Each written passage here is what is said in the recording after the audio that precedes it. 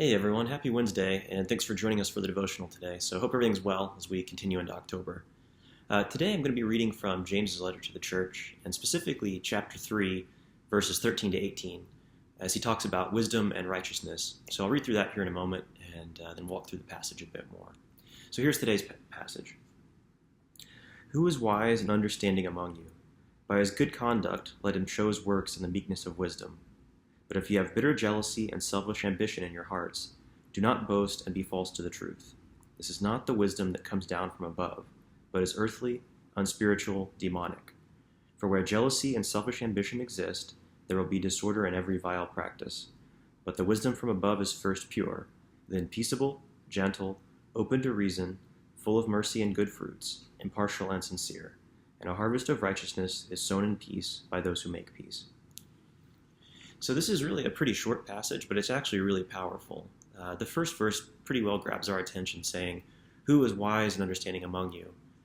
To really make people think, how do I perceive myself, or how do I want to be perceived? And specifically here, James is talking about some of the leaders and teachers in the church and how they wish to be perceived.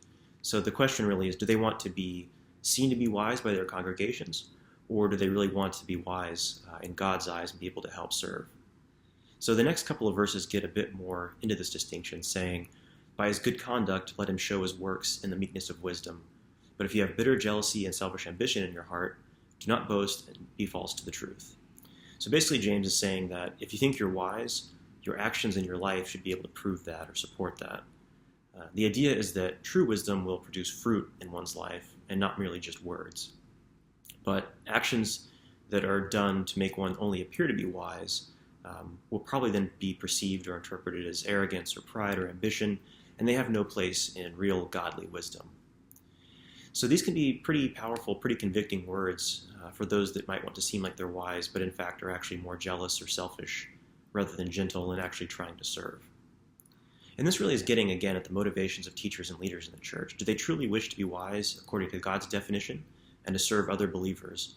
Or are they simply wanting to be viewed as experts in their field or wonderful teachers of large congregations by the world around them? James further describes this worldly pursuit of wisdom in verse 15 as earthly, unspiritual, and demonic, and completely the opposite of that which comes down from above.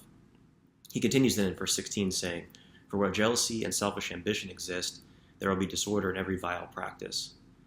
And he's pretty clear here that these traits are not attributes of real godly wisdom. They come from the world rather than from God. And just as genuine heavenly wisdom produces these good deeds, earthly wisdom produces these actions that cause disorder and evil and unrest amongst the congregations, but amongst people as well as a whole. James then further explains in the last couple of verses that the attributes of real wisdom come from above, saying such wisdom is first pure, then peaceable, gentle, reasonable, full of mercy and good fruits, impartial and sincere. And finally, that a harvest of righteousness is sown in peace by those who make peace. So he's careful here to call out pure as the first attribute because it's the most important. And really it's what should motivate wisdom.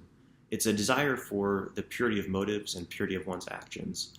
And that everything else, the other attributes, are selfless, and they contrast nicely with these attributes that were talked about earlier as worldly wisdom, the ambition and the jealousy noted before.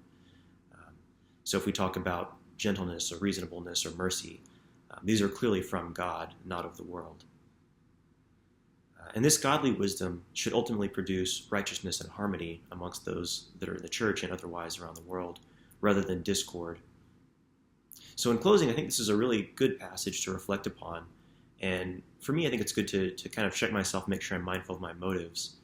So what am I seeking in life? Is it trying to gain worldly praise or worldly wisdom?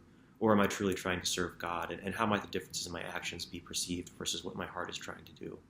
So I hope that's been a useful message for you guys today. Thanks for listening, and God bless.